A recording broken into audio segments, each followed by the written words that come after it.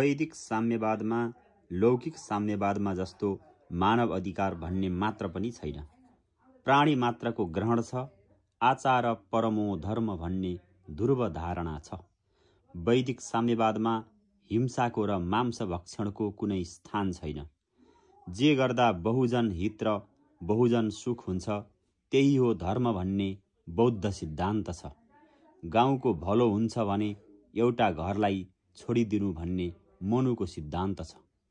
वैदिक साम्यवादमा ईश्वर पनि छ, धर्म पनि छ। अरूले धर्मलाई अफिम मानेका छन्, तर धर्म अफिम होइन। विश्वलाई स्वस्थ रूपमा धारण गर्ने ईश्वरीय प्राकृतिक नियमको नाम धर्म हो। वैदिक साम्यवादलाई मरेपछि पनि सच्चित आनन्दमय धाम चाहिन्छ।